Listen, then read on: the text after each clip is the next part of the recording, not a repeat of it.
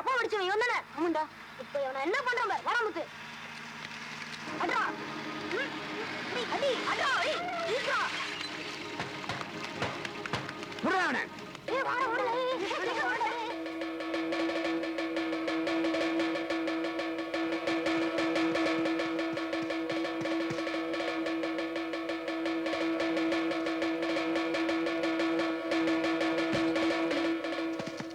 எங்க போனானுங்கன்னே தெரியல. எல்லாம் மாயமா மறைஞ்சிட்டானுங்க. நம்ம கையில சிக்காம எங்கடா போயிடுவானுங்க. இந்த வீதி பொம்பளைங்க எல்லாம் கொண்டு வந்து நடு தெருவில் நிறுத்தி அம்மனமாக்குங்கடா. பசங்க தன்னால வருவானுங்க.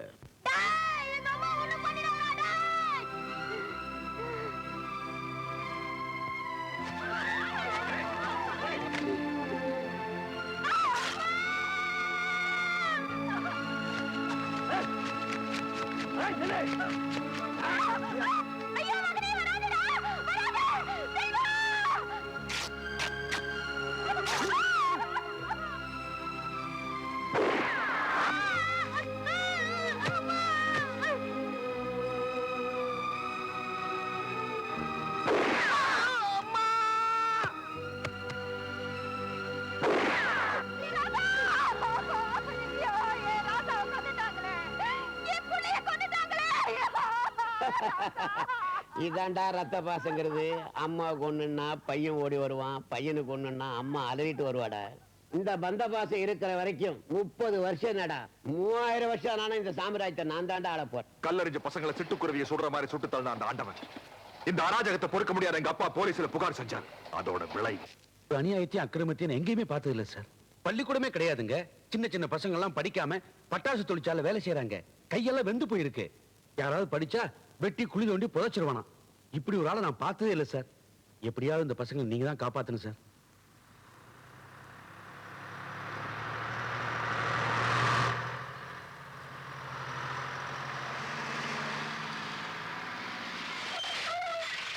எல்லாரும் எந்திரிச்சு வெளில போங்க.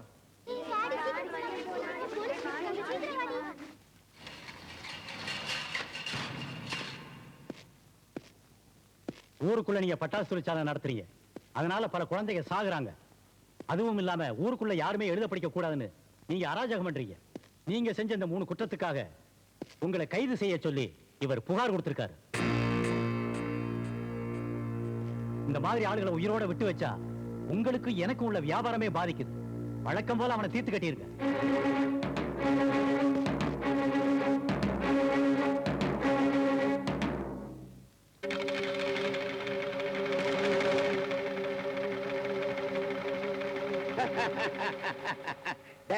படிக்காதீங்கடா படிக்காதீங்கடா சொன்னா கேட்க மாட்டீங்க.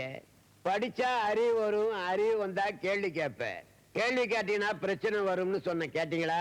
இன்னைக்கு பாத்தியாடா, ஆஞ்சநேயருக்கு வடமாலை சாத்தினா மாதிரி உனக்கு வெடிமாலையே சாத்திருக்கிறேன். கொளுத்துக்கடா இவனை.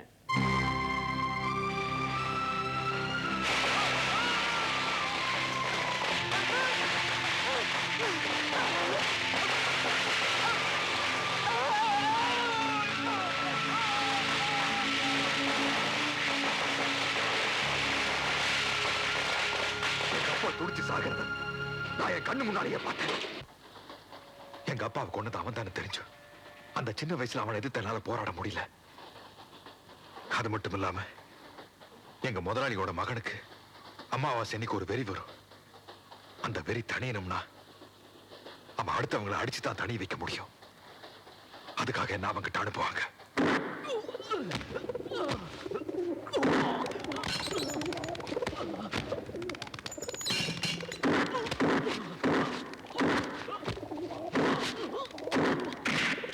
அப்படியெல்லாம் அடி வாங்கி அவங்க கொடுத்த காசுல என் தங்கச்சிக்கு பிடிச்ச பொருளை வாங்கிட்டு போவேன்.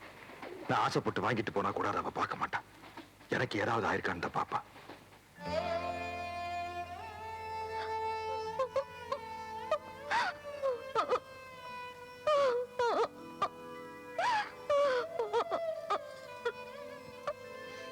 தங்கச்சி,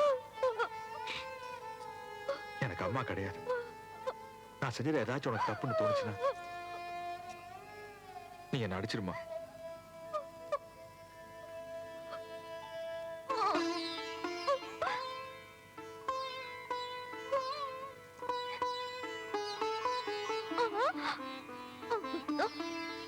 உனக்கு தான் தெரியுமில்ல, நான் கோவத்தோட இருந்தா நிறைய சாப்பிட்டுருவேன். எதுக்கும் உனக்கு கொஞ்சம் எடுத்து வச்சுக்க. என்னதான் என் முன்னால என் தங்கச்சி சிரிச்சாலும் நான் அடி வாங்கிட்டு வந்ததை நினைச்சு ராத்திரி எல்லாம் வாழுவா. அதோட முடிவு.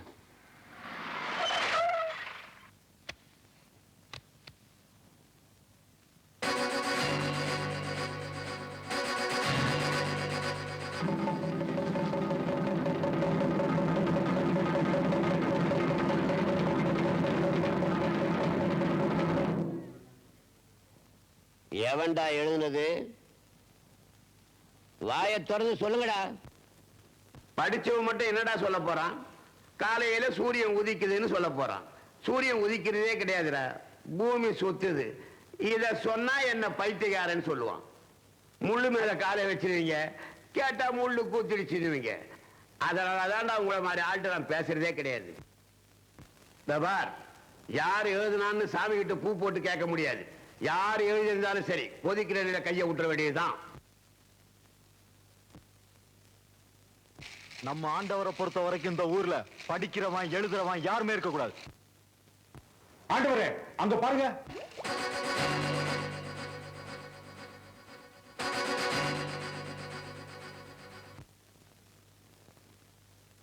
பழனிசாமி, உன் தங்கச்சி செஞ்ச காரியத்தை பாத்தியா?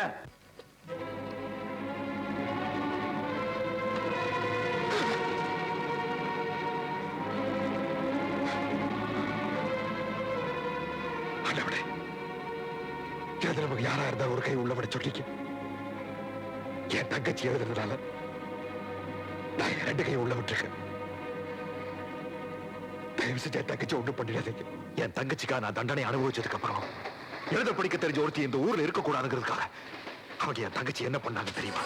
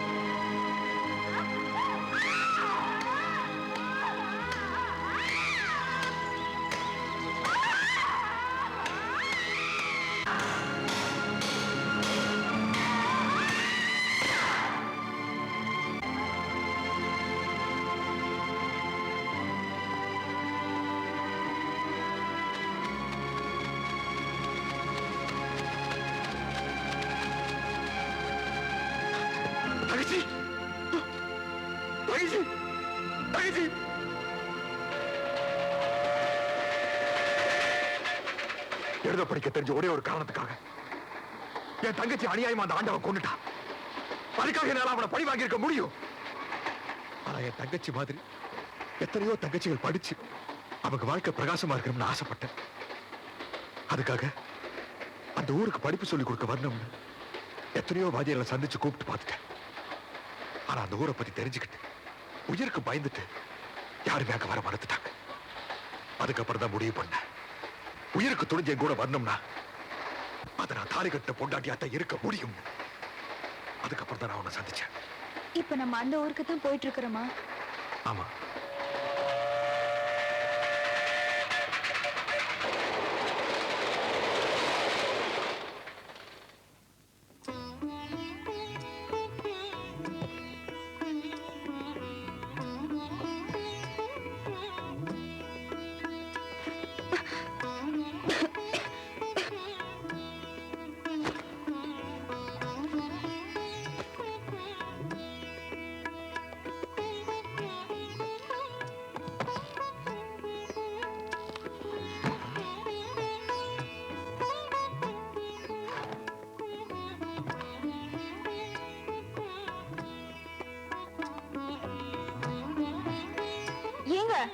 படிப்பறிவே இல்லாத இந்த ஊர்ல இது எப்படி? என் தங்கச்சி எழுத படிக்க வச்சிருந்தது. ஓஹோ. கணக்குள்ள முதலாளி எல்லாம் வேலைக்கு வந்துட்டானுங்களா? வந்துட்டாங்க. ஒழுங்கா வேலை செய்யறானுங்களா? செய்யறாங்க. எத்தனை ரூபாய் பட்டாசு அமைச்சிருக்க? 10 லட்சம் ரூபாய்க்குங்க. அப்படியா? சரி, நீ ஒண்ணு பண்ணு. நமக்கு நல்ல கணக்கு கள்ள கணக்கு ஒண்ணு கிடையாது. ஆமா. நீ ஏன் நேரா போய் அந்த 10 லட்சத்தை வசூல் பண்ணி எடுத்துட்டு வந்துடு. சரிங்க. யாரோ ஒரு பொண்ணு தோல் பைய தொங்கப்பட்டு வர பாத்தியா? ஆமாங்க. கணக்கு புள்ள கதவு மூட சொல்லு.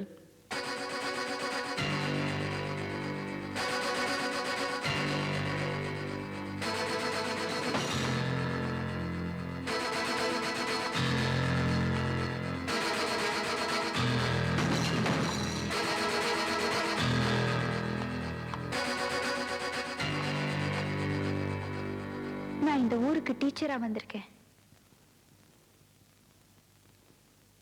யார் நீ? திருமதி பழனிசாமி. அப்படின்னா உங்ககிட்ட கொத்தடிமையா கைகட்டி நின்னு வேலை செஞ்சாரே பழனிசாமி, அவர் தாலி கட்டின பொண்டாட்டி.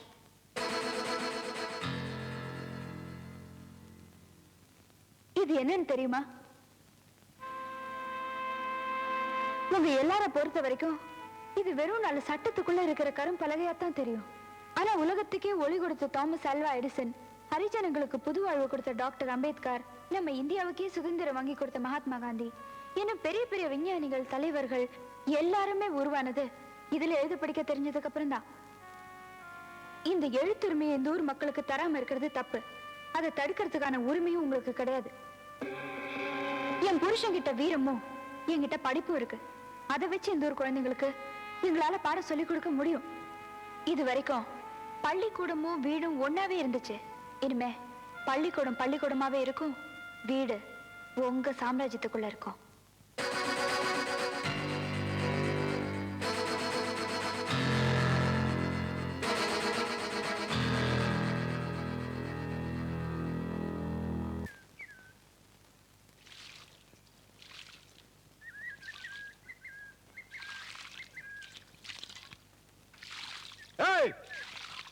எங்கடி அவன்?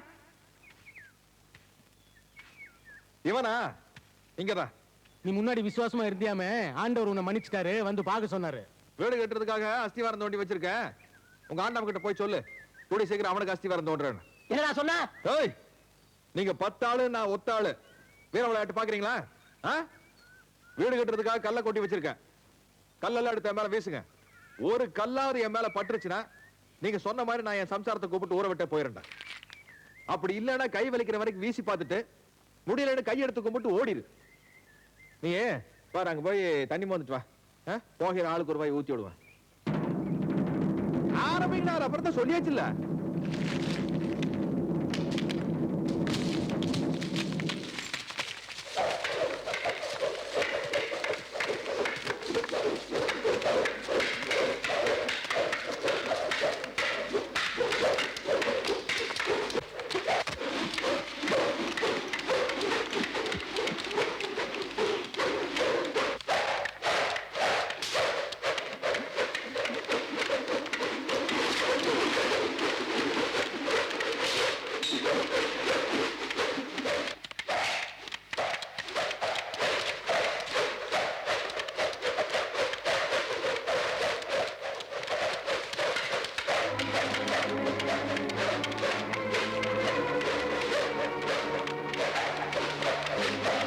எல்லாத்துக்கும் காரணம் இவதான்.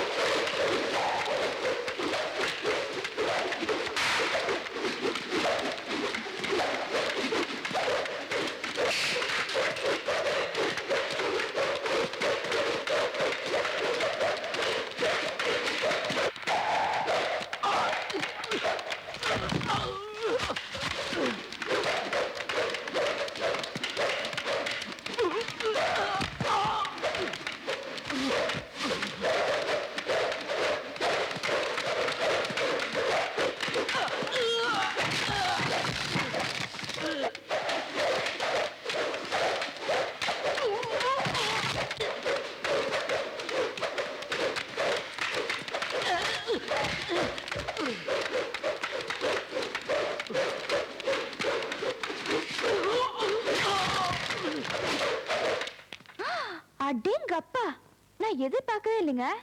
இவ்வளவு நல்லா விளையாடுறீங்க? இது என்ன விளையாட்டு? இன்னொரு விளையாட்டு வச்சிருக்கேன், வீடு கட்டி முடிஞ்சதுக்கு அப்புறம் சொல்றேன். அப்படி என்னங்க விளையாட்டு? வெக்கமா இருக்குதுப்பா.